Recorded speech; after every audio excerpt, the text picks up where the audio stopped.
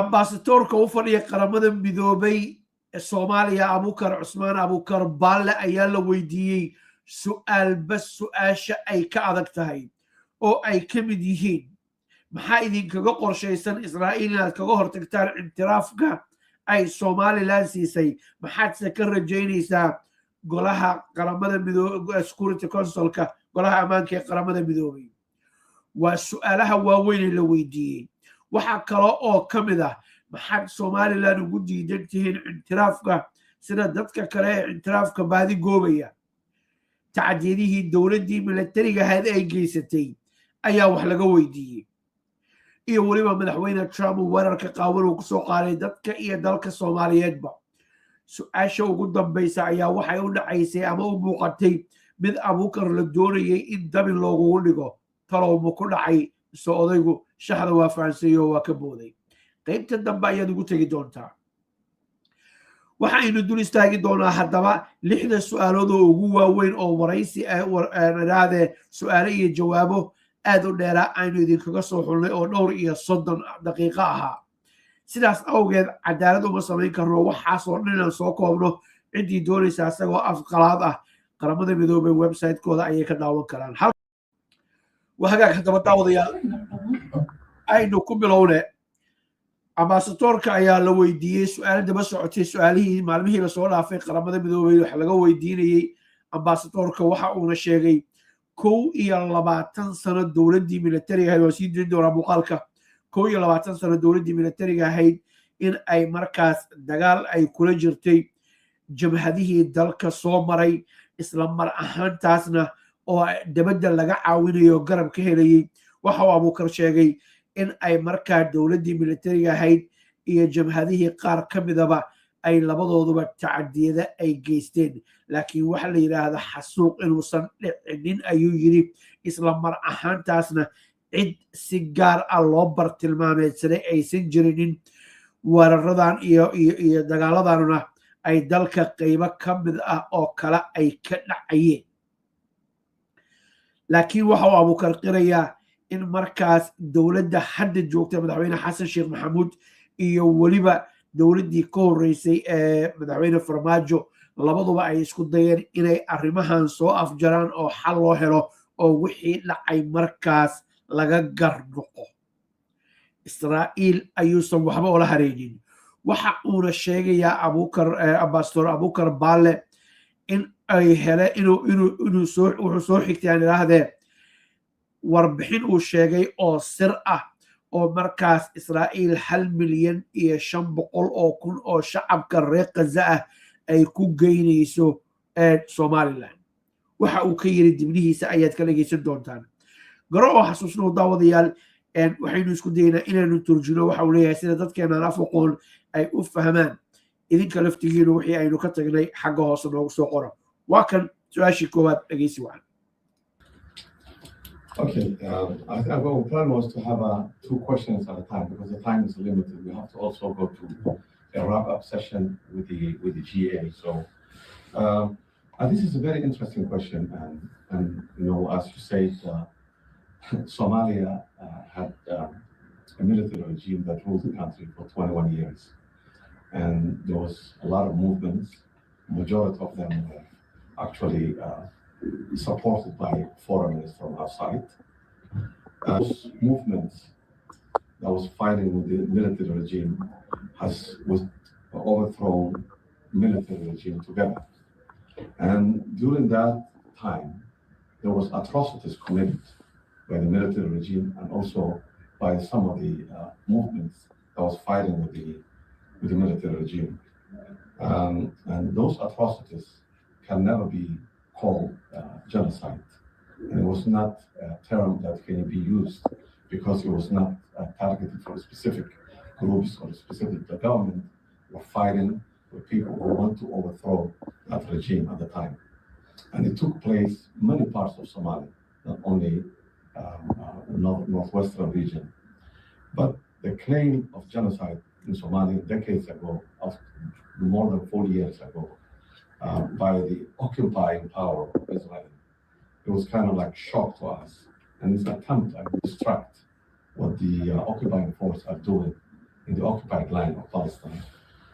from ongoing occupations, killing innocent people, displacement, the illegal settlements, all these things, starvations, deliberately starving civilians. And all these things, I think this tactic was used to divert the world focus from the real issues that was taking place in the occupied territory of Palestine. waayahay halkan wuxuu ku soo daray waxa uu sheegay 40 sano ka hor dhacdooyinka la sheegay inay dhaceen ayuu leeyahay ambasadorku waa mid markaas ciidamada Israa'iiliyiinta ee haysta dhulka Falastiin ay markaas ay doonayso ayuu yiri in ay markaas ay doonayaan markaas in ay markaas ku diga rogtaan shiishka saaran ee ku saabsan caalamka dhan uu ku soo jeestay Gaza waxa ka dhacaya haddii ahaan lahayd dilalka haddii ahaan lahayd barakicinta haddii ay ahaan lahayd wuxuu yiri si bareera oo cad dadka gaajo loogu dilayo waxaas oo dhan ayadoo sameynaysa ayay waxay doonaysaa farsamo arrintan waxay tahay farsamo ay la timid oo ay markaa doonaysa ayuu yiri Israa'iil ayuu sheegayay in ay markaa indhaha caalamka uga diga rooto marka arrinta halka ayuu Abukar dhigay laakiin faanolo fara kama qodna waxa soo socda su'aal halisteeda wadata iyo Abukar su'aashaas wuxuu uga jawaabayaan arki doonaa iyo su'aalaha waaweyn oo ay ka mid tahay maxaad Soomaaliland intiraafka ugu diidantiin oo sida ummadaha kale oo kale intiraaf inay ugu ogolaan laadihiin iyo waliba sideed ku joojinaysaan intiraafka Israa'iil ra'yigaaga saliimka hoos lagu wadaag waa kar markale soo dhaw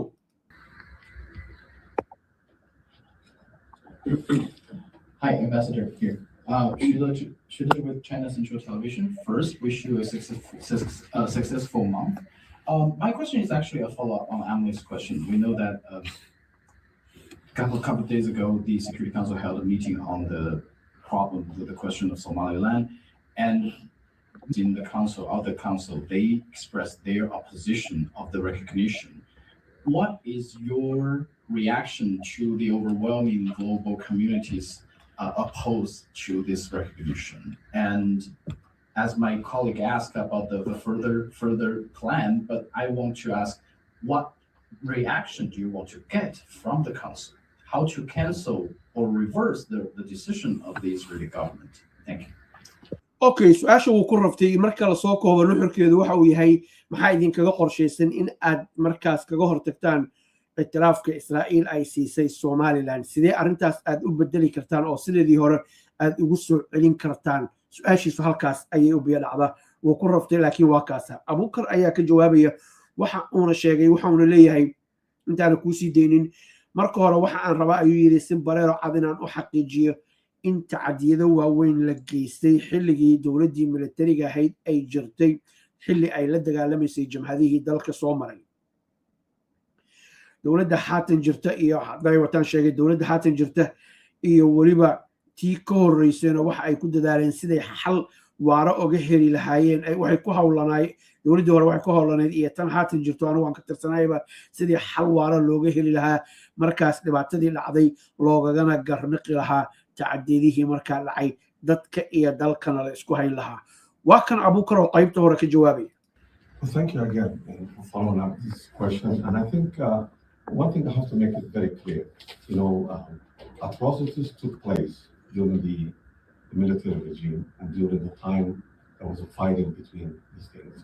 And my government, the current government in power, was trying, and even the previous governments were trying to reconcile these issues and come up with some kind of address the atrocities that took place in many parts, specifically the place. halkaan aan kaa soo dhexgala haatan waxaa soo shaabaxay fiidiyoyaal madaxweyne xasan sheekh maxamuud xilli hore ah iyo farmaajo labaduba ay markaas leeyihiin dadka reer Somaliland waa la dilay waa la tacdiyey waa la dhibaateeyey waa la weeraray sidaas awgeed in laga garnaqo ayaa loo baahan yahay oo markaas wixii dhacay in laga garnaqo fiidiyoyaashaas haatan way socdaan waqti Brit Somali TV oo meel ay soo gudbiso laakiin hoos ka xariiqo si aanu cross reference u siino waa ku soco the northwestern region of Somalia. But the idea of recognizing part of Somalia, I think we believe was a calculated effort by the Israelis occupying force to distract the world. And we really appreciate when you see the not only the members of the Security Council, which overwhelmingly, or not overwhelmingly, all of them support the sovereignty and territorial integrity of Somalia. And we really appreciate this. But the way I see it is this was designed specifically to distract. But the government is willing, and there is representatives from that region, from the Northwest region, that are. waayahay waxa uu yiri Abukar sidoo kale waxa uu sheegay markuu intaa ka soo hadlay waxa uu sheegay inuu ka mahad celinayo dowladihii 15 ahaa ee Security Council Soomaaliya ka saaray 14 kale in ay kulligood ay isku waafaqeen ayuu yiri in ay markaas Soomaaliya ay taageeraan aad iyo aad uga mahad celinayna ayuu yiri laakiin qorshahan waxa uu ahaa intilaafka Israa'iil wasoo asagoo hadalka u dhigay garo waxa uu ahaa ayuu yiri mid Israa'iil ay soo maleegtay oo ay doonayso markaas inay kaga diga rogato kaamaradaha dunida indhaha dunida ee eegaya Gaza wixii ka dhacay iyo xatan waliba waxa ka socda haddaan ku daro daanta galbeed oo aad iyo aad laftigeeda loogaga dayrinayo wararka u dambeeyay ee soo baxay waxa uu kaloo ku daray in markaas Somaliland ay ka joogaan dowladda dhexe xildhibaano ayaga kuraasta ku matala labada aqalba ay ka joogaan ayuu sheegay oo markaas ay qayb ka yihiin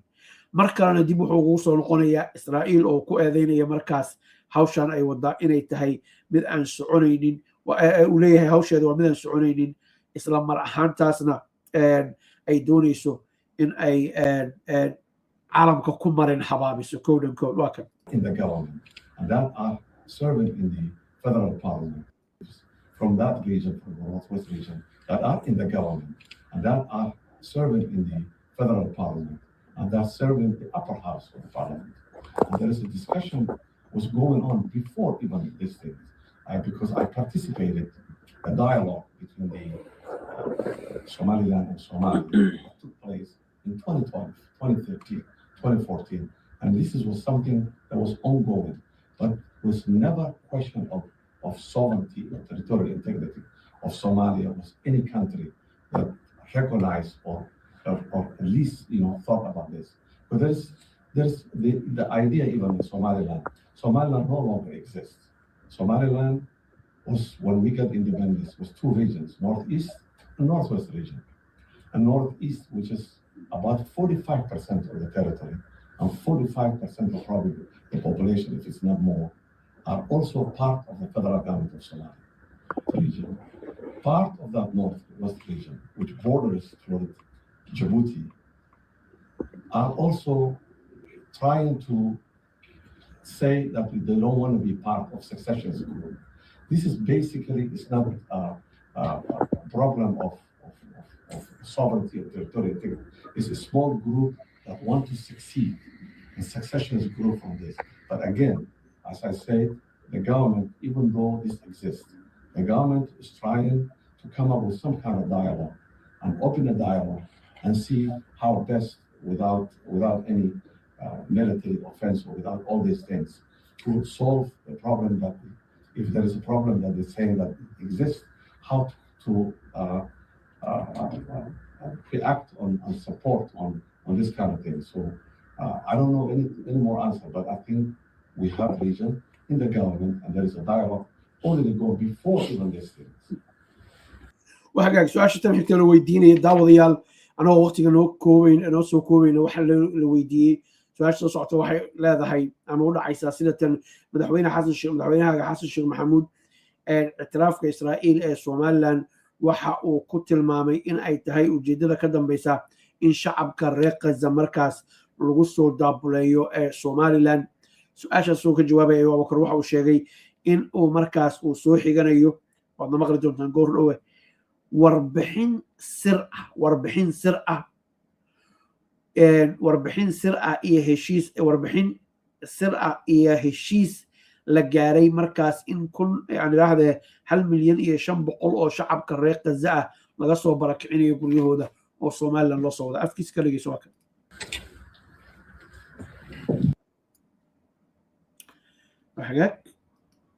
The Associated Press, thanks for having this press conference. I wanted to follow up on some of the Somaliland stuff. most specifically because your president has said that Israel's recognition of this was connected to Somalia or Somaliland taking Gazans who are being, some say forcibly removed from Gaza as the reconstruction and rehabilitation of the Strip happens. Can you confirm that that is something that you guys have agreed to? And then secondly, I want to get your reaction to a onslaught of anti-Somali rhetoric that has been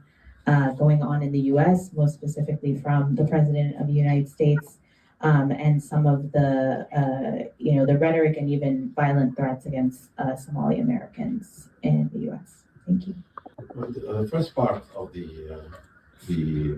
what Israel's goal is, I think they did not make it. It's not even secret. They want to export the Palestinians from Gaza to any country that accepts. And I think one of the conditions, probably the recognition of Somaliland. We can't even call Somaliland anymore because one region of that is already part of Somalia. So we have to call it the Northwest region. Okay. waxay aniga iga hoos baxay ansaxo waxa uu yiri Israa'iil hadda qarinba mayso oo wax la qarinayo oo markaas la qarinayo ma ahan ayuu yiri waxa ay rabaan dadka reer Gaza cid walba oo aqbalaysa in ay markaas ay u geeyaan aan dhageysana wax kale ku xiga of Somalia. And I think there was a report that the secretly accepted 1.5 million Palestinians from Gaza to be deported and exported to Somaliland. And that is unacceptable. waa halkaas meesha uu leeyahay 1,500,000 oo shacabka reer Gaza ah ayaa la doonayaa in la keeno Somaliland. Now mar la weydiiyey xukuumadda Somaliland mas'uuliyiinteeda qaar ka mid ah arrintaas way ka gaabsadeen wixii ka dambeeyay dhowr maalmood ka hor ay ahayd wixii ka dambeeyay war marka arrinta ku saabsan oo cad oo si cad uga jawaabeen anigu shakhsiyan ma arkin haddii aad aragteen fadlan hoos noogu soo qabta laakiin markii aan ogaa inay ka gaabsadeen ayaan ogaa oo ay markaas su'aalo badan ay ka gaabsadeen ay qayb ka ahayd waxayna ahayd markii arrintaanu ay soo baxday saacado yar kadib marka waa kaas laakiin reportkaas hadda Abukar uu sheegayo anu maanan arkinin laakiin asagu wuxuu sheegayaa reportkaas inuu jiro sidaas awgeedna dadka halkaa loo daabuleynayo waana arrin aan la aqbali karaynin ayuu leeyahay waa arrin aan la aqbali karaynin markaan leeyahay reportka Abukar ambassadorku oo soo xiganaya ma arkinin macnaheedu ma ahan inaan asaga tuhmayo no anu ma arkin baan leeyahay haddaan arkana faahfaahin baan idinka siin lahaa ujeedada hadalkayga waa ka arrintaas waa arrin marnaba suurtagelayn ayuu leeyahay waa kan isagoo arrintii daba jooga su-aasha qaybteeda labaadna waxaa la weydiiyey hadallada gafka iyo meelka dhaca Trump uu kula kacayo dadka Soomaaliyeed sidee u aragtaa Abukar ayaa si ballaaran ogaga hadlay shacabka Soomaaliyeed ee Mareykanka ku nool inay yihiin dad siyaasadda qayb ka ah inay yihiin dad ganacsato ah oo ganacsiyo waaweyn leh isla mar ahaantaasna dad horumar iyo wanaag ka shaqeynaya inay yihiin ayuu ka warramaya laakiin waxaa noo soo socota su'aal tan la mid ah laakiin halisteeda wadata iyo Abukar siduu ogaga jawaabay iyo weliba su'aasha kale odhanaysa had Somaliland ugu diidantiin intiraafka sida dadka kaleba forced Palestinian to land Somaliland wherever it is. So I think this whole thing is destruction of try to eliminate the Palestinians from Gaza and also distract the world on focusing on the atrocities that is taking place in Gaza and the West Bank. Thank you. Regarding I think if you look into the rhetoric that's going on the social media, it's something way far beyond what the reality is. And if su'aasha Trump uu ka jawaabaya waxa uu leeyahay waxa ka socda baraha bulshada iyo xaqiiqada dhulka taale ee shacabka Soomaalida Mareykanka ku nool waa kaafiyo kala dheeri. You have seen the report that came from the governor of Minnesota, cities in Minnesota and Ohio and many parts of in Maine. And you have seen like Somali Americans that are really successful. Some of them are mayors. There's a city in Maine that's a young Somali lady that's elected mayor. And in Minnesota, Ilhan Omar was elected. And we have many other elected officials. Not only that, Somalis are known as entrepreneurs. Wherever they go, they are business oriented. And they have a lot of businesses and successful businesses. So to me, it's something like, it's just again a way to distract the things. So I don't see any problems on this issue. Thank you. This is Nama Abdullah with Ruda Media Network. I have two questions. ninkan laba su'aalood ayuu wataa mid waa su'aal Syria ku saabsan waynu ka gudbaynaa laakiin su'aasha la weydiiyey waxay tahay maxaad u diidan tihiin dowladda Soomaaliya haddaad tihiin Somaliland self determinationkeeda inay go'do madax bannaani hesho maxaad u diidan tihiin sida dadka kale Abukar jawaabtiisa waa tan The first one on Somaliland again. I wonder why you are opposed to the right of self-determination for the people of Somaliland. What makes them different from other peoples who have achieved that right? And the second question on Syria, do you plan to have sessions on Syria? And where does your country stand on the efforts to build an inclusive government in Syria, including Kurds, Arabs, and other communities? Thank you. waayahay jawaabta abastoorka ayaa waxa ay u dhacaysaa sida tan waxa uu leeyahay cabaar buu soo sheekeynaya laakiin haddii aan meesha aan doonayno inaan qac ka siina aanu nimaadno waxa uu leeyahay xuduudadii gumaystihii reer Yurub uu ka tegey in markaas la dhaqan geliyo ayay Afrika ku heshiisay oo markaas halkaas ay xaaladdu ay taallaa waxa uuna sidaas intaas ku darayaa in SNM laftigeedu aysan markaas aaminsanayn markii hore kala go'itaan iyo laba dowladood balse magacooda aad ka dareemaysid ayuu yiri magacooda ay ku caddahay waxay u taagnaayeen Somali National Movement waa kan Abukar ka hadlaya issue Somaliland secessionist group is not something that they are part of Somalia. And there is also UN Charter. There is an AU, African Union, Organization of African Union, the predecessor of the African Union, 1964, after 1 year of its foundation, come up with the Cairo Accord, which says that we have to adhere the borders that was inherited from the colonials. And the other thing that people don't know is Somalia are one people, one ethnic group, one religion, one language, one culture. And if you look at the history, Somalia was always a sultanate that stands by itself. The Europeans in the 1884, Somalia was divided at that time. But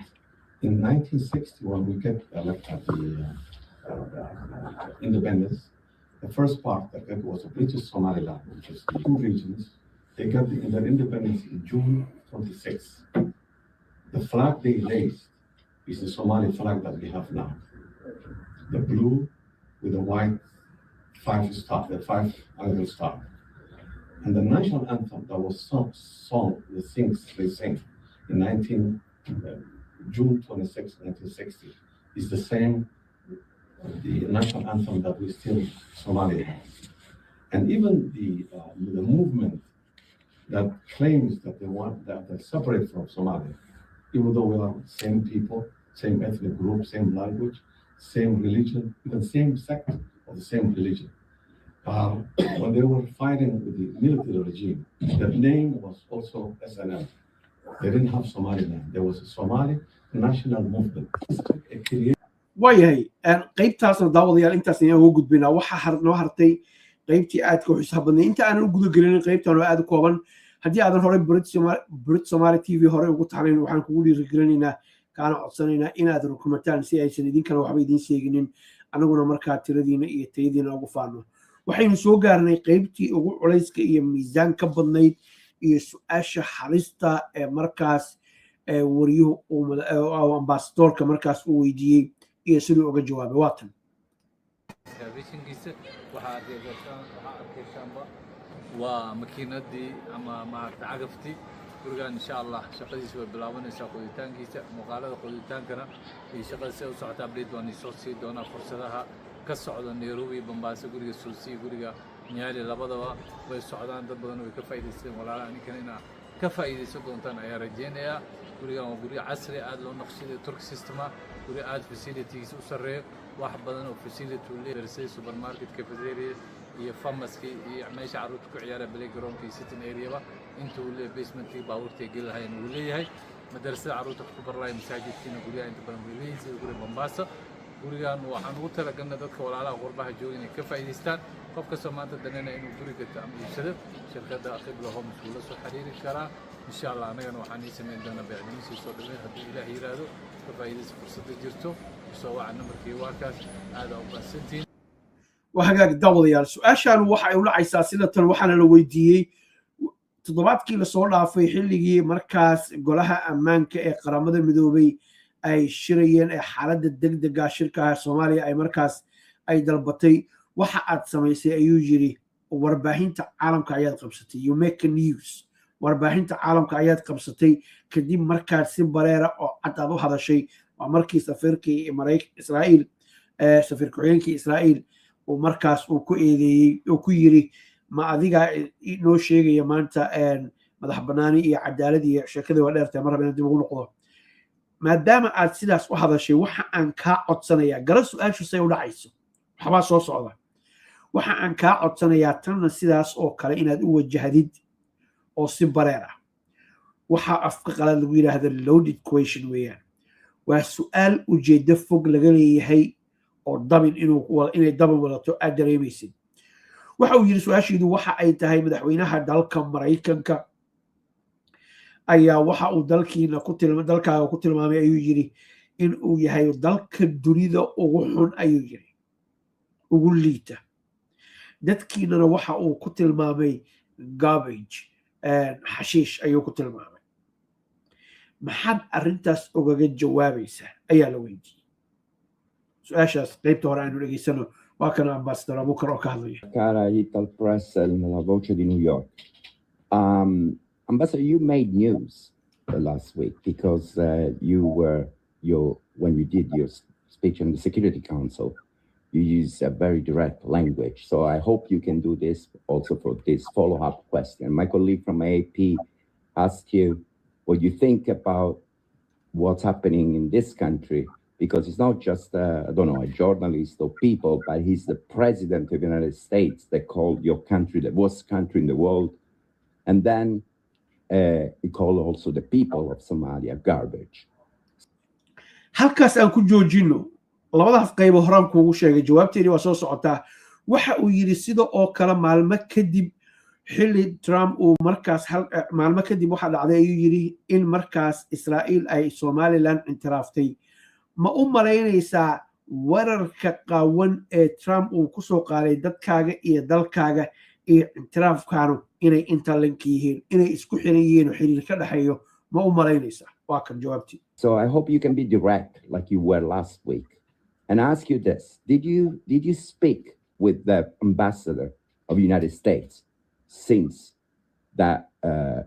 talk by the president of the United States? And second of all, do you think that there is a possibility that he's linked what we are talking about Somaliland? Because in the same month, in the same days, basically, we have Trump saying things like that about Somalia, then Israel recognizing Somaliland, and then when there was your meeting, we know that the Premier Netanyahu was with Trump. So do you suspect, does your country suspect that maybe there is a link there? And then,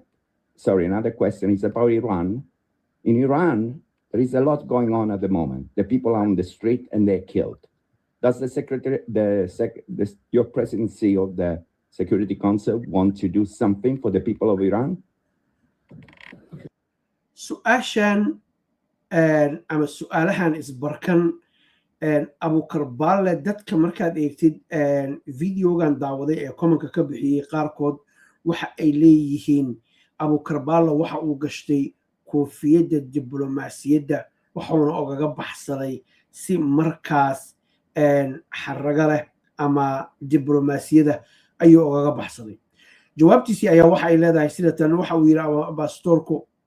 waxa social mediaha ka socda iyo laysla dhex marayo iyo personal attack wuxuu yidhi waa wax personal attack ah oo waxa uu leeyahay Trump weerarka afka qaadayo waa personal attack iyo sheekooyin ka socda baraha bulshada weeye ayuu yidhi laakiin marka aynu eegno dowladda dalka mana raba ayuu yidhi inaan ka hadlo oo aan markaas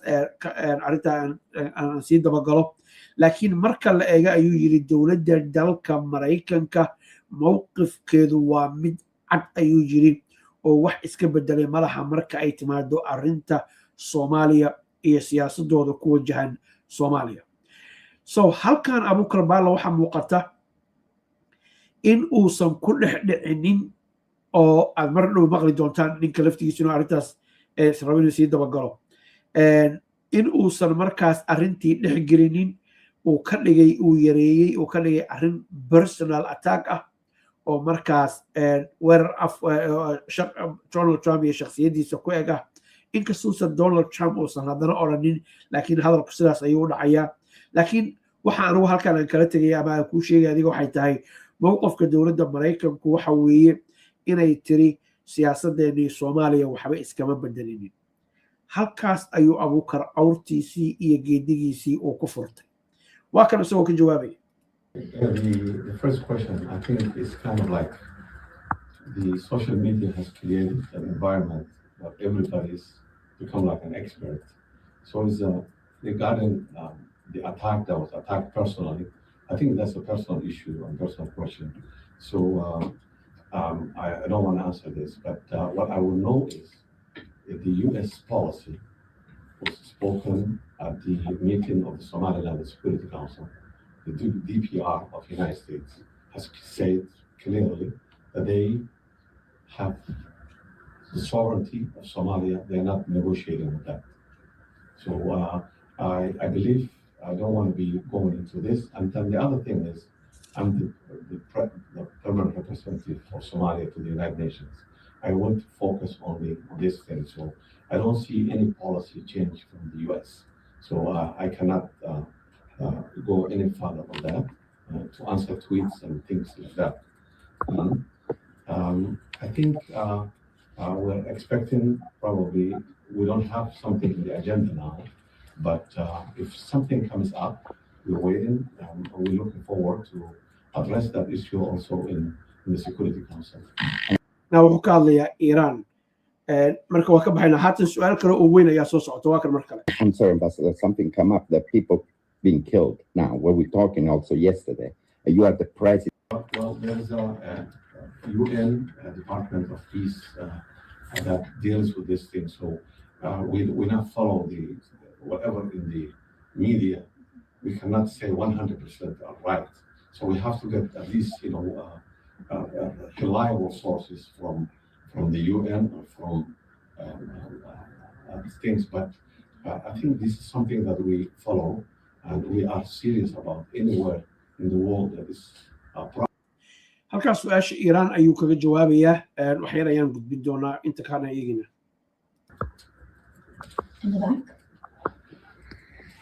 halkan wuxuu ku jawaabayaa su'aal ku saabsan markaas Falastiin iyo Gaza dawadiyaal muuqaalkan intaas ayaan jeclaan ku soo gabagabeeyo waxaan naga xasuusinaa muuqaalku inuu intaan ka dheer yahay cadaaladna aan samayn karinin balse aan isku daynana waqtiga idin baaqaamino afkeena hooyana aan ku bedelno marka halkaa wixii ka dhacay wuxuu ahaa kulankii ugu horreeyay ee markaas saxaafadda uu kula hadlaya Abukar su'aalo uga jawaabaya isagoo marka hore soo bandhigay ajandaha iyo qodobada waaweyn ee hortiminta u leh waxa uuna sheegay bishaan inay u tahay dowladda dhexe Soomaaliya maalin taariikhi ah iyo wali bil taariikhi ah iyo shacabka Soomaaliyeedba bishaan ayuu hayn doonaa dabadeedna way isbedelaysaa waxaynu arki doonaa kulamada dambe iyo su'aalaha uu ka jawaabo waxaan idin rajeynayaa meel kasta dunida ka joogtaan sharaf iyo karaamo waa mahadsantihiin. Thank you very much for watching.